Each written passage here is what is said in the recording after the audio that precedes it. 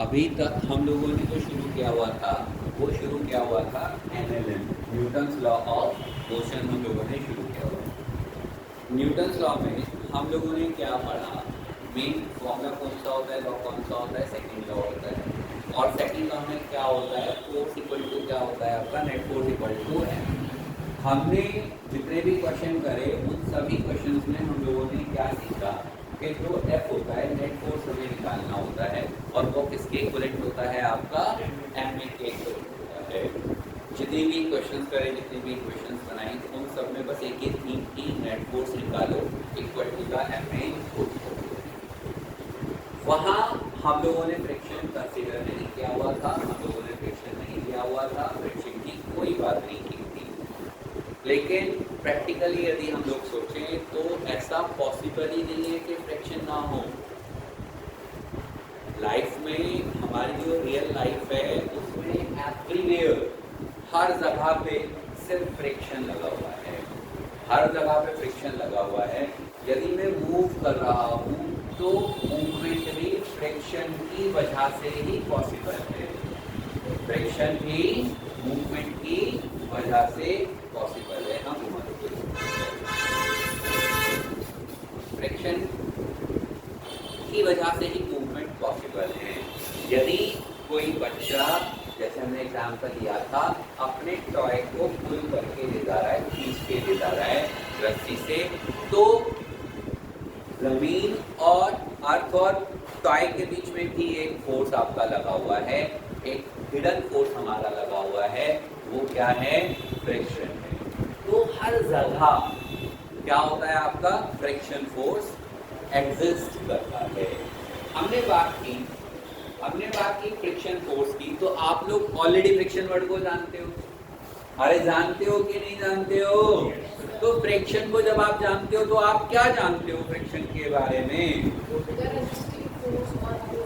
इसने कहा opposing force, इन्होंने कहा रेजिस्टिंग फोर्स। अरे जो चलने से रोके रेजिस्टिंग फोर्स होता है, और अपोजिंग फोर्स जो रोकने का काम करे, बात लगभग एक जैसी है। और क्या होती है, और कोई वर्ड? एनसीईआरटी ने यहाँ पर फ्रिक्शन को एक पर्टिकुलर वर्ड से डिफाइन किया हुआ है, और वो वर्ड क्या है, जो वो डेफिनेशन हम लोगों ने लिखी थी, वही जो ये बोल रहे हैं कॉन्टैक्ट फोर्स को, it is a type of contact force which opposes the motion, क्या which act parallel to the surface. और आप लोगों ने एक वर्ड जोड़ दिया, अपोजिंग फोर्स, सही। तो यहाँ पर जो फ्रिक्शन में एनसीईआरटी ने जो डिफाइन किया हुआ है, वहां पर वो वर्ड क्या है, a force which opposes motion और impending motion, which opposes motion and impending motion। NCERT का एक नया वर्ड मैं आपको इंट्रोड्यूस कराना चाह रहा हूं, और वो वर्ड है impending motion। impending motion, जैसे मान लो यहाँ पर ये बैग रखा हुआ है, यदि आप लोग देखें इस वाली ये वाला बैग हम यहाँ रख देते हैं, ये बैग लगा रखा हुआ है, और मैं यहाँ से एक फोर्स लगाना शुरू करता हूँ। क्या आप लोगों को ये फील हो रहा है कि मैं इस पे फोर्स लगा रहा हूं या नहीं? अभी से देखोगे तो आप, अरे यस और नो? अरे देखो, दोबारा से देखो, कुछ लोगों को नजर नहीं आया। अरे ये पार्ट जो अंदर की तरफ मूव कर रहा है, ये कब मूव करेगा? यहाँ पे इसकी शेप में चेंज परफॉर्म हो रहा है ना। अरे यदि शेप में चेंज जो परफॉर्म हो रहा है वो तभी तो होगा जब मैं फोर्स लगाऊंगा, या अपने आप हो जाएगा? अरे यस और नो? मैंने आपसे कहा कि मैंने यहाँ पर एक छोटा सा फोर्स लगाना शुरू किया, तो फोर्स तो लग रहा है, यस और नो? यदि इस पर बैग पर हम एक फोर्स लगाना शुरू करें तो क्या इसने चलना शुरू कर दिया? न्यूटन लॉ क्या कहता है कि मैंने फोर्स लगाया, I have exerted a force, तो ये चलना चाहिए ना, इसका मोशन क्या होना चाहिए, F इक्वल टू। लेकिन ये मूव नहीं कर रहा है, ये मूव नहीं कर रहा है, तो क्यों मूव नहीं कर रहा है? अरे मूव कब नहीं करेगा? जब इसके इक्विवेलेंट अपोजिट एक फोर्स वर्कआउट करेगा, तभी तो मूव नहीं करेगा ना। तो वो फोर्स कौन सा है? Friction force.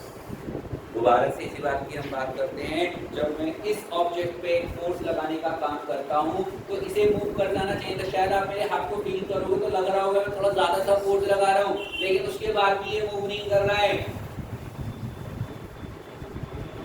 यदि यहाँ फ्रिक्शन नहीं होता तो मैंने जब थोड़ा सा भी फोर्स लगाया था तो ये चलना शुरू कर देता, लेकिन अब ये रुका हुआ है, यानी कि फ्रिक्शन फोर्स, इसे हम क्या कहते हैं आपका फ्रिक्शन, यहाँ इसे हम वर्ड यूज करते हैं इम्पेंडिंग मोशन, यानी कि वो मोशन जो फ्रिक्शन की एब्सेंस में होता तो चलना शुरू कर देता, उसे हम क्या कॉल करते हैं आपका इम्पेंडिंग मोशन, हम उसे कॉल करते हैं फ्रिक्शन।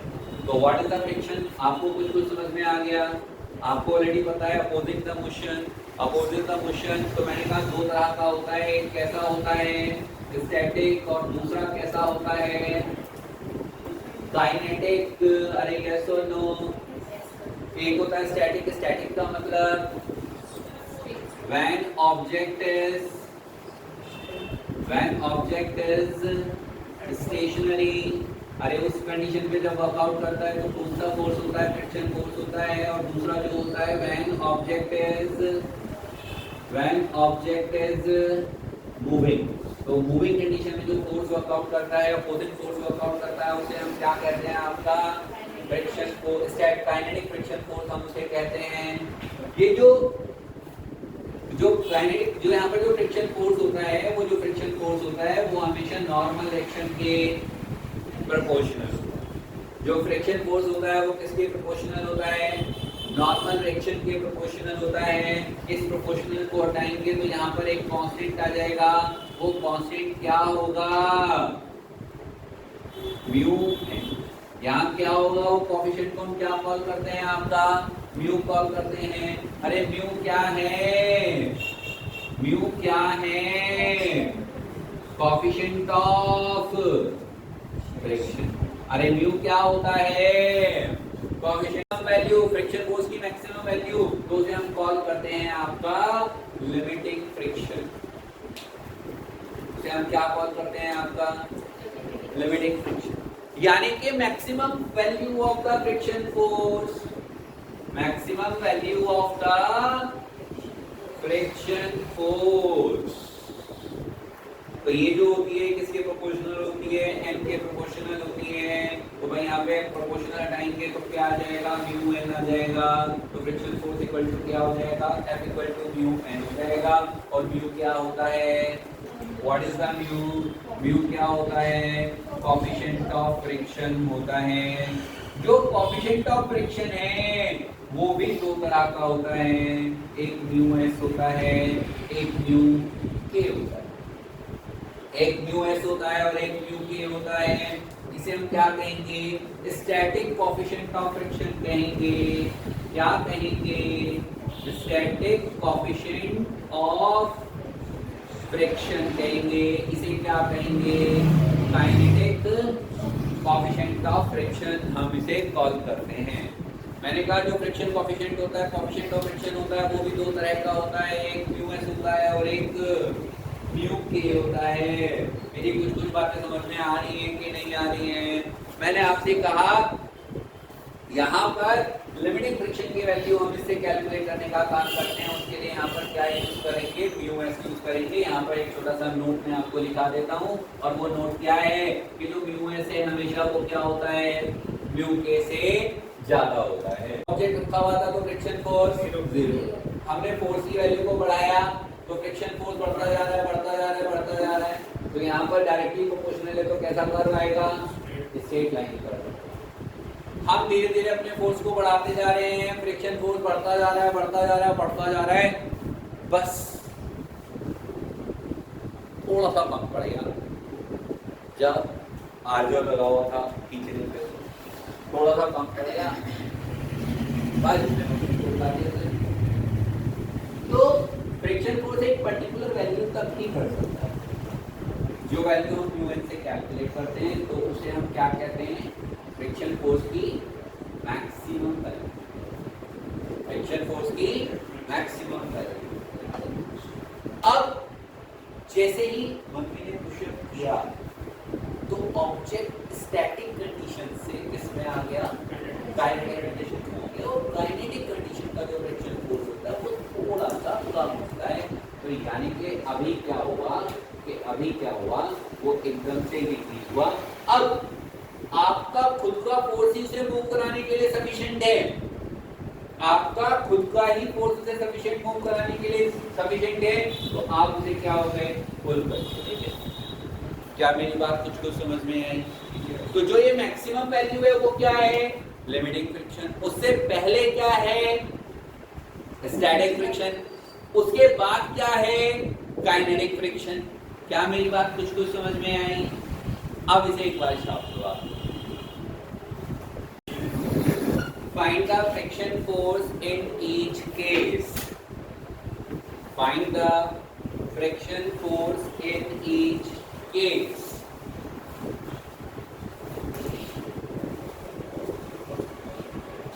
पहला क्वेश्चन समझने का क्वेश्चन, अच्छा सा क्वेश्चन।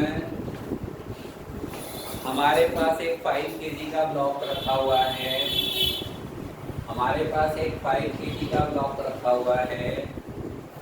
इन दोनों सरफेस के बीच में हमें म्यू दिया है, म्यू एस दिया है 0.4 और म्यू ए दिया है 0.3। तो हम लोगों को फ्रिक्शन फोर्स बताना है, एक्सेलरेशन ऑफ द ब्लॉक बताना है। तो जब कभी भी मुझे फ्रिक्शन फोर्स निकालना होता है तो मैं फ्रिक्शन फोर्स कैसे निकालता हूँ, F इक्वल टू क्या करते हैं हम लोग, म्यू एन करते हैं। और n क्या होगा, नीचे की तरफ mg, ऊपर की तरफ n। तो यहाँ क्या हो गया, म्यू एफ। यदि मुझे मैक्सिमम वैल्यू निकालनी है तो मैं s से निकालूंगा। तो यहाँ पर क्या हो जाएगा, 0.4 इंटू 5 इंटू 10 इक्वल टू 20। तो फ्रिक्शन फोर्स कितना है, 20 न्यूटन का फ्रिक्शन फोर्स इनके बीच में हो सकता है। तो now the condition will start. पहली कंडीशन है, मैंने कहा F इक्वल टू 0, यानी कि हमने जो फोर्स लगाया था वो कितना है, तो फ्रिक्शन फोर्स कितना, फ्रिक्शन फोर्स 0। अभी भी हम लोगों ने बात की थी, यदि ऑब्जेक्ट ऐसे ही रखा है तो कोई फर्क। मैंने आप लोगों से कहा फ्रिक्शन फोर्स 10 न्यूटन है, सॉरी अप्लाइड फोर्स कितना है, 10 न्यूटन। तो फ्रिक्शन फोर्स 10 न्यूटन इसके इक्विवेलेंट होगा, यानी कि वो कितना होगा आपका, 10 न्यूटन होगा। अरे यस और नो? मैंने कहा भाई हमने जो अप्लाइड फोर्स करी वो 15 न्यूटन है, तो फ्रिक्शन फोर्स कितना होगा। मैंने आपसे कहा अप्लाइड फोर्स 19.9 न्यूटन है,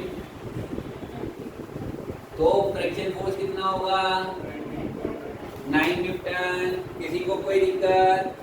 अरे मैंने आपसे कहा कि मेरा जो अप्लाइड फोर्स है वो 20 न्यूटन है, तो फ्रिक्शन फोर्स कितना होगा, 20 न्यूटन होगा।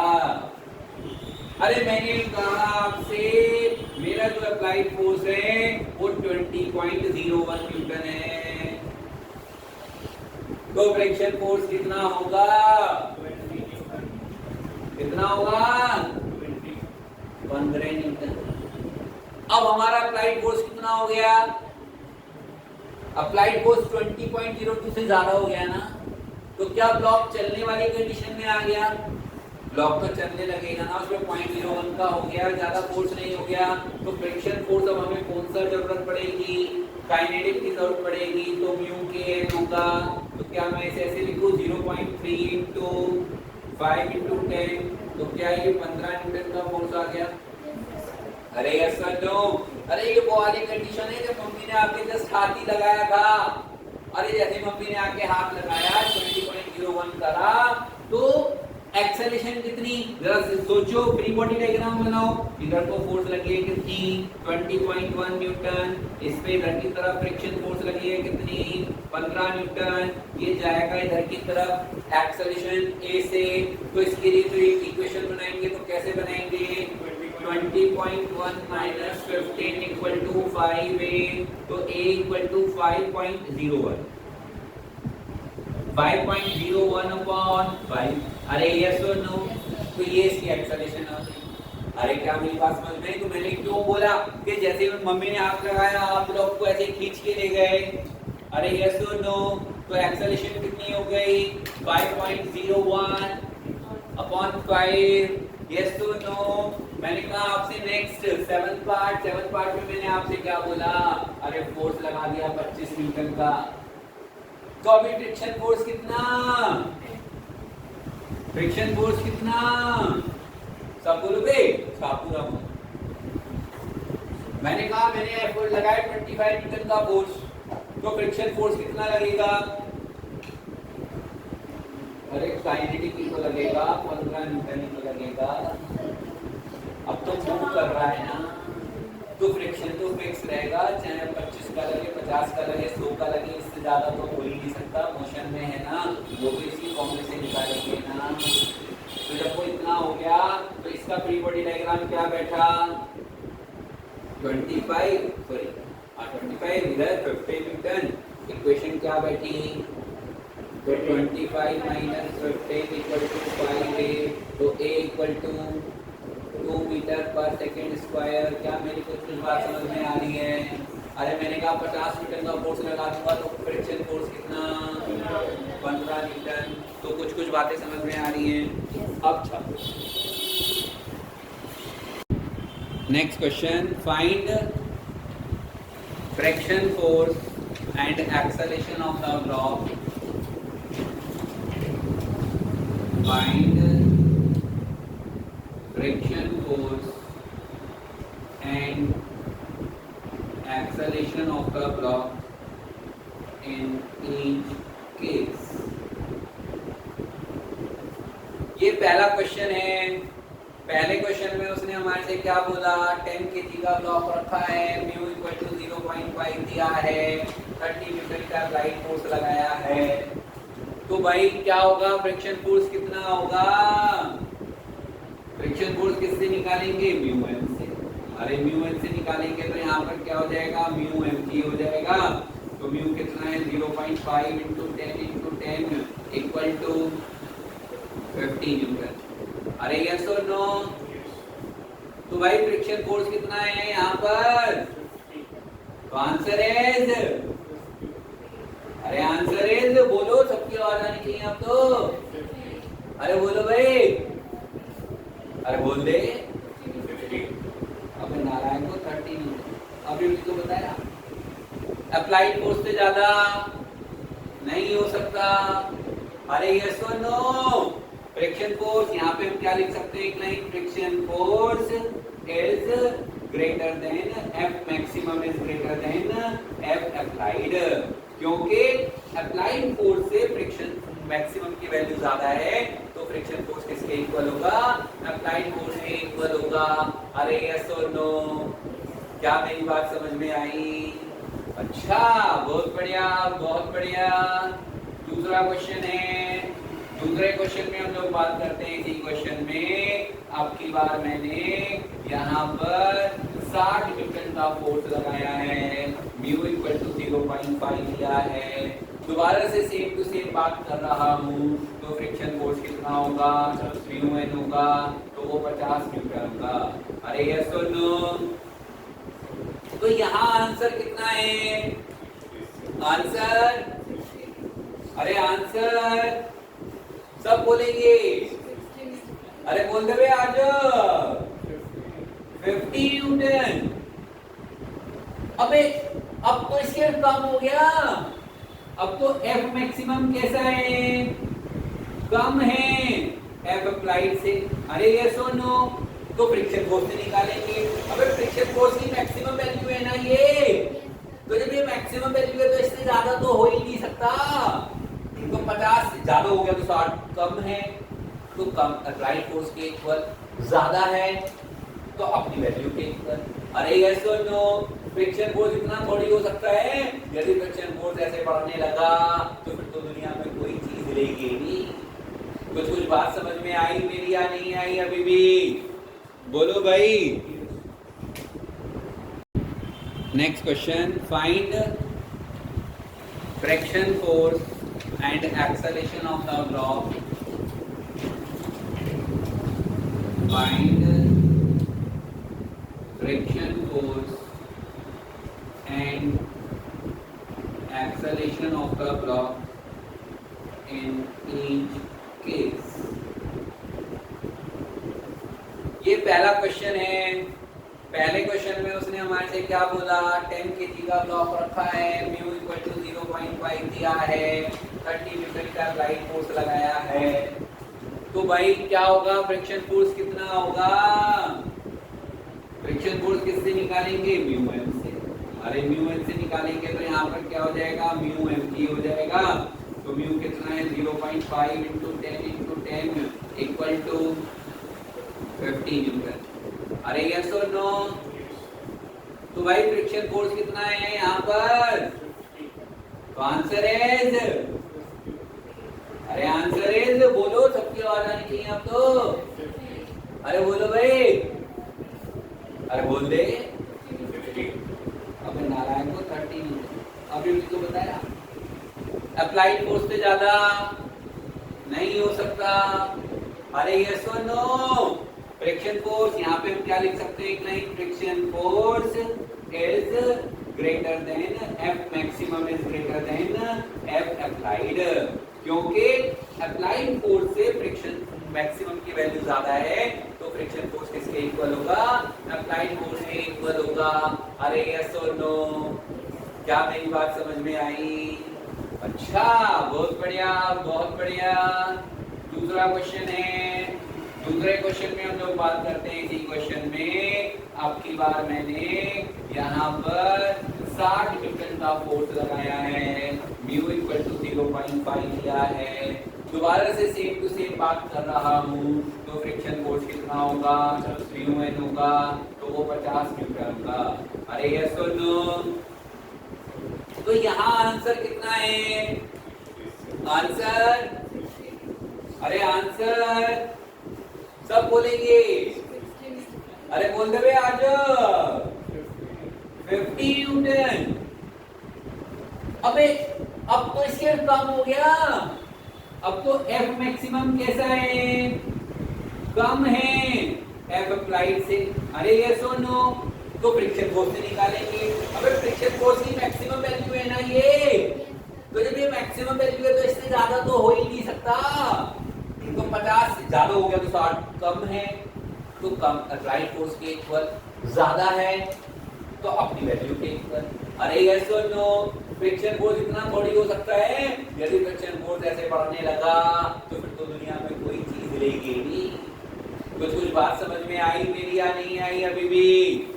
बोलो भाई।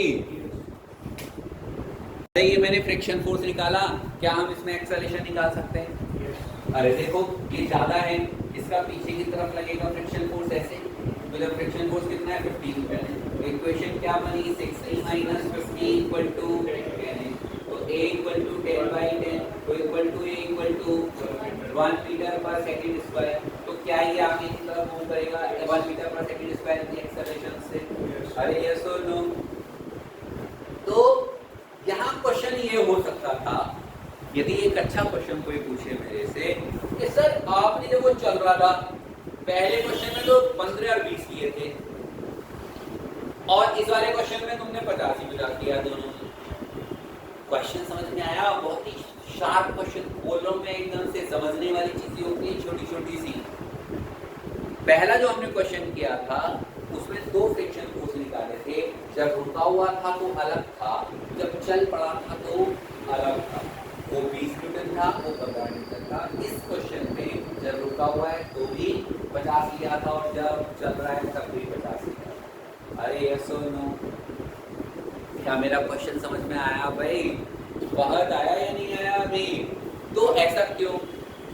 तो भाई ये इसमें तुम्हारी मर्जी या मेरी मर्जी नहीं चलेगी, जो क्वेश्चन में दिया है उसके अनुसार बात करें। पहले वाले में दोनों दिए थे, म्यू के म्यू एस दिया था, तो मैंने दोनों को उस तरीके से हैंडल किया। अभी बस एक ही दिया है तो मैं दोनों में से दूंगा। हमें अपनी मर्जी से कुछ नहीं लाना है, हमें तो जो क्वेश्चन में दिया है उसे पढ़ के डिसाइड करना है। वहां पर दो दिए थे, तो काइनेटिक में अलग और स्टैटिक में अलग। यहाँ एक दिया तो दोनों में से सही है, इसके ऊपर क्वेश्चन होता है।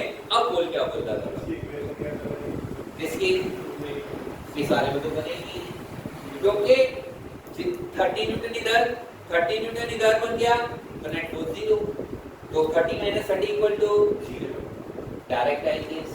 क्या मेरी बात समझ में आई या नहीं आई? आप लोगों को सोचना ये है, सीखना ये है कि ऑब्जेक्ट चलेगा कब, जब अप्लाइड फोर्स फ्रिक्शन से ज्यादा होगी। हम लोगों ने एक बुक को वॉल के सहारे होल्ड किया हुआ है, वॉल के सहारे होल्ड किया हुआ है, यानी कि क्वेश्चन कुछ ऐसा है, ऐसा ऐसा ऐसा दीवार है और दीवार के सहारे मैंने एक बुक को पकड़ा हुआ है। बुक का वजन कितना है भाई? 100 ग्राम ले लेते हैं, 50 ग्राम से ज्यादा कम रहेगा, 0.1 किलोग्राम। 100 किलोग्राम को ना पकड़ पावे भाई, बोरी को दीवार में टिका के ना पकड़ पावे आराम से। तो आप जो फोर्स लगाते हो वो ऐसे लगाते हो, ऐसे पकड़ा ना हमने बुक को, ऐसे पकड़ा तो हम हॉरिजॉन्टली फोर्स लगाएंगे। और जो यहाँ पे फ्रिक्शन फोर्स है वो भी हम क्या ले लेते हैं? 0.1 ले लेते हैं। कितना ले लेते हैं? 0.1 ले लेते हैं। फ्रिक्शन फोर्स की वैल्यू बहुत कम है, क्योंकि जो बॉल्स होती हैं ज़्यादातर जहाँ खड़े होंगे तो वहाँ ऐसी गंदी सी दीवारें नहीं होंगी, वहाँ थोड़ा सा स्मूथ सी, या मान लो आजकल तो पैनल टाइप में चल रही है लाइब्रेरी में, तो पैनल टाइप की चल रही, पैनल्स लगे होते हैं तो वो स्मूथ होती है। तो हमारा क्वेश्चन है फाइंड द फ्रिक्शन फोर्स। इस बुक को ऐसे होल्ड करने के लिए कितना लगेगा और किधर को लगेगा? क्या आप लोगों को मेरी बात समझ में नहीं? पहला क्वेश्चन है find friction force to hold book. मैं इस बुक को ऐसे कैसे ही रोकना चाहता हूं, तो जब मैं इसे ऐसे रोकना चाहता हूं तो फ्रिक्शन फोर्स कितना लगेगा ये हमें बताना है। 0.1 लगेगा। अरे यस और नो, तुम ना सोचो, मेरे को बोलने दो, सीख रही थी बात है। 0.1 मैंने मारा कुछ ना बोलो, गलत है।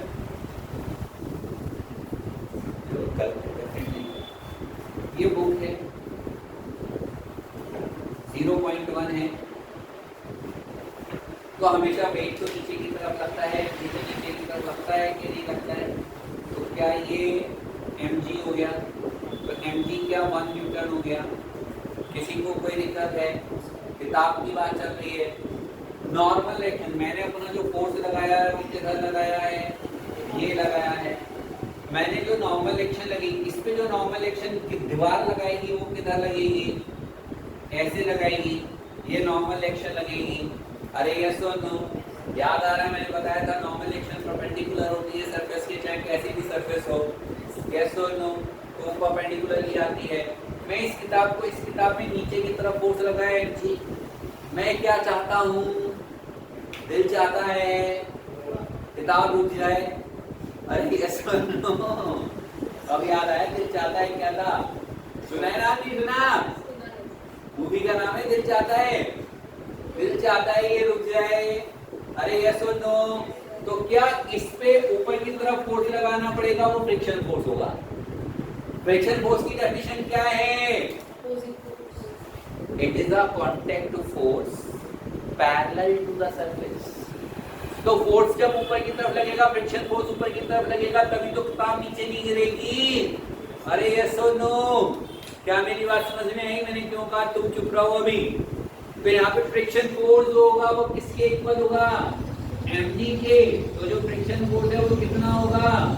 1 न्यूटन। क्या बात मेरी समझ में आ रही है? अच्छी बातें, छोटी छोटी सी फ्रिक्शन फोर्स कहते हैं आसान सी बात है, नहीं है। छोटी छोटी सी बहुत सारी समझने की बातें हैं। अभी मैंने क्या कहा कि नहीं रुकना है, दूसरे क्वेश्चन की बात करनी है हम लोगों को। अरे इसे रोकने के लिए मुझे कितना फोर्स लगाना पड़ा? मैंने जो किताब को ऐसे होल्ड किया, फाइंड अप्लाइड फोर्स, मुझे अप्लाइड फोर्स निकालना है, तो वो कितना होगा? सोचो। F इक्वल टू, देखो जरा डायग्राम से देखो, अरे दिख रहा है कि नहीं दिख रहा है? अरे यस और नो, अभी ना बोलो बच्चे। फोर्स इक्वल टू कितना होना चाहिए? ये वाला फोर्स इस वाली नॉर्मल एक्शन के इक्वल होना चाहिए ना। और आप जानते हो यू आर, अरे you are very very very very intelligent हो कि नहीं हो? अरे इंटेलिजेंट हो कि नहीं हो? कौन अपने आप को बेवकूफ मानता है? बोलो। बुलाने से यही उम्मीद थी। अरे आप क्या जानते हो? F इक्वल टू यू, अरे तो N equal to F upon you. सारे स्टेप लिख रहा हूँ इसलिए यहाँ पे जो आपको समझ में आ रहा है। फ्रिक्शन फोर्स कितना हुआ? ये कितना 0.1, तो ये कितना आ गया 10 न्यूटन। तो जो F अप्लाइड हम करेंगे वो कितना होगा? 10 न्यूटन। अब पूछो क्या पूछो? सर आपने ये वाला जो फोर्स निकाला इसमें मीन क्यों लगा? इसमें मीन से क्यों निकाला? मीन डायग्राम देखो, डायग्राम देखो तो फ्रिक्शन फोर्स चाहिए, mg के इक्विवेलेंट है। तो मैं ऐसा क्यों सोचूं कि टफ हो? जब मुझे सीधा सीधा डायग्राम में नजर आ रहा है इक्वल टू 1 न्यूटन है, तो मैं क्यों सोचूं? हम वो निकाल ही नहीं सकते जब तक मुझे F ना दे। क्यों? वो तो मुझे निकालना है ना क्वेश्चन में। क्वेश्चन ही मैंने ऐसा फ्रेम किया हुआ है। समझ, बहुत अच्छा था क्वेश्चन है ये समझने का। किताब ऐसे नहीं रुक जाती। 1 किलो की किताब को रोकने के बाद 100 ग्राम की किताब को रोकने के लिए 10 किलो का फोर्स, 10 न्यूटन का फोर्स लगाना पड़ेगा आपको। 10 केजी जी का फोर्स लगाना पड़ेगा आपको। नेक्स्ट क्वेश्चन में ये डायग्राम है, आप लोग लिखोगे find friction force, tension in the strain and acceleration of the block, acceleration of the block। जब ऐसे डायग्राम्स होते हैं तो आपको तो पता ही है कि हम लोगों को क्या बनाना होता है? फ्री बॉडी डायग्राम बनाना होता है। तो हम लोग जब इनके फ्री बॉडी डायग्राम बनाएंगे तो 15 केजी में क्या क्या डायग्राम बनेगा धनश्री? फिर और क्या आएगा?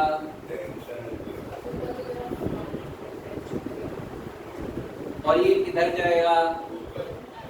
ये ऊपर जाएगा। भाभी ये तो पाप वाली बात हो गई। अबे जब यहाँ से कोई खींच ही नहीं रहा है तो ये ऊपर क्यों जाएगा? जा सकता है तो नीचे जा सकता है ना। समझ?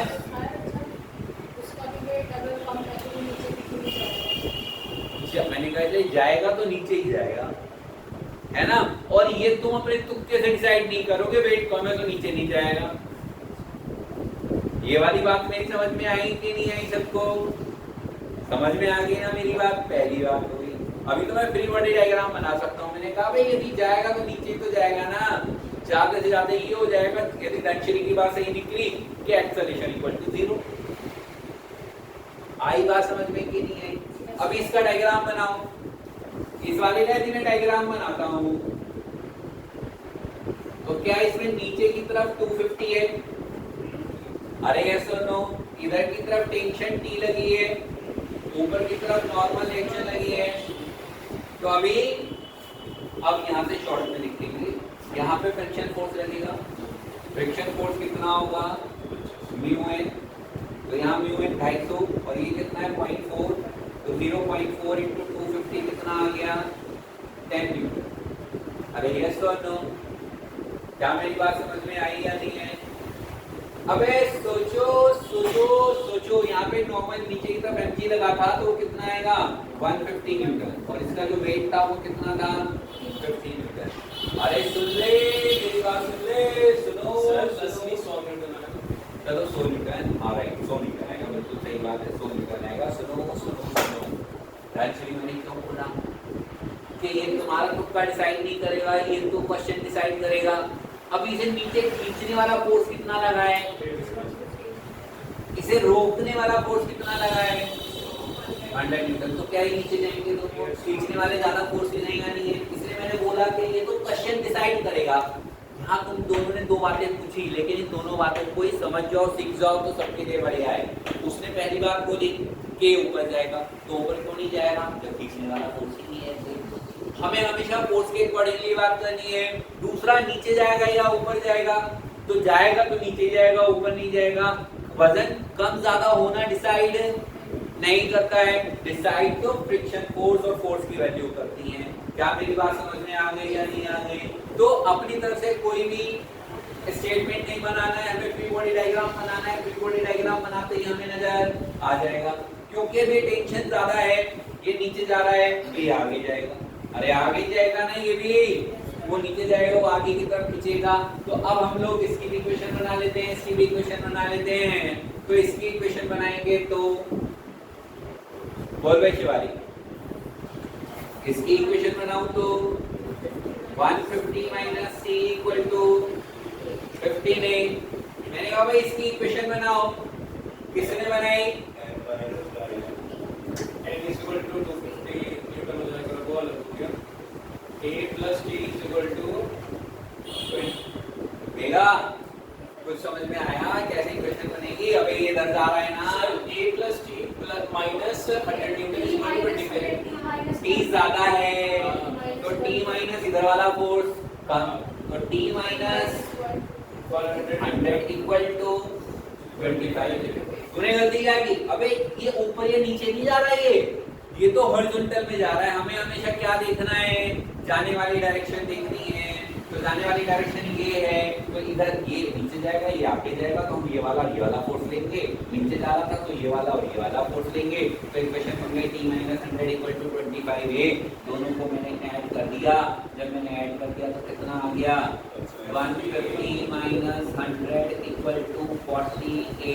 तो a equal to 50 upon 40 equal to 1.25 metre per second square. क्या मेरी बातें समझ में आ रही है? फ्रिक्शन फोर्स की वैल्यू कितनी आई थी? 100 न्यूटन आई थी। अभी टेंशन निकालनी है। पुट ए इक्वेशन 1, तो यहाँ पे क्या हो जाएगा? 150 minus T equal to 15 into 1.25। तो यहाँ पर क्या हो जाएगा? टी इधर तो टी इक्वल टू 150 माइनस कितना आ जाएगा? सोल्व कर लेना है जो भी है, that will be the tension.